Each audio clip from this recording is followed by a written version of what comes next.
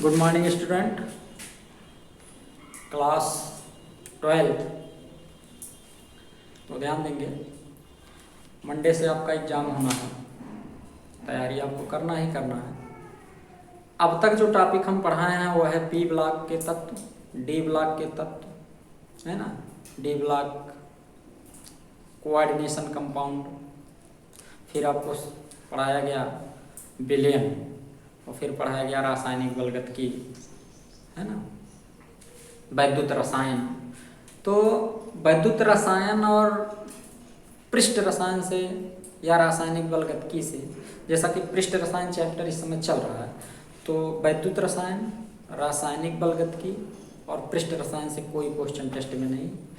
P block से question है, D block से क्वेश्चन है, कोऑर्डिनेशन कंपाउंड से है और विलयन से है।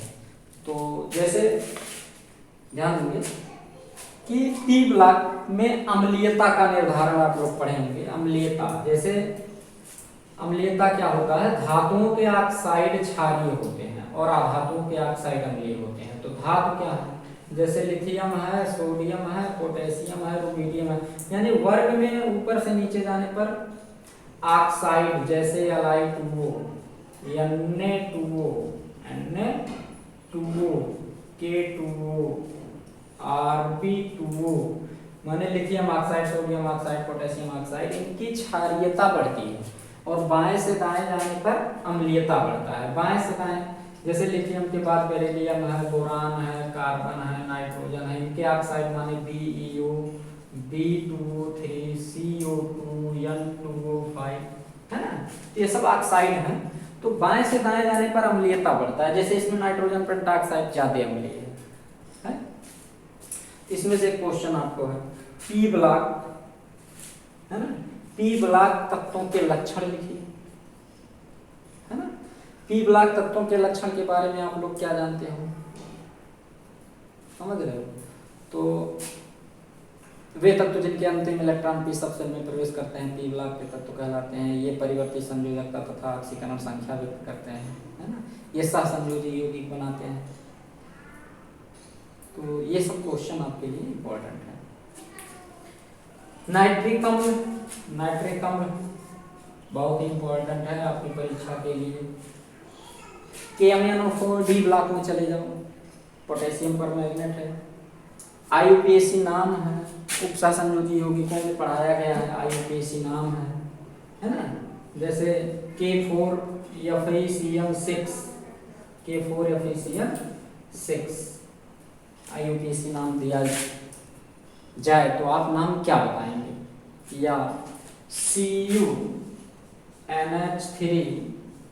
का होल ट्वाइस या 4 करने सीधा, और इस पे +2 लिखा हो तो इसका IUPAC नाम क्या है। तो देखेंगे, हम जानते हैं IUPAC नाम में क्या करना होता है, नियम पढ़ाए हैं, रिवीजन में फिर आपको बताएंगे, है ना।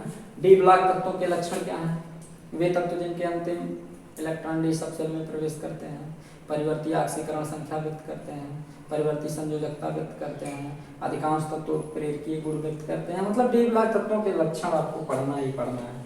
फिर विलयन में आएंगे तो नॉर्मलता क्या है, नॉर्मलता क्या होता है, इसके पहले भी आपको पढ़ाया जा चुका है।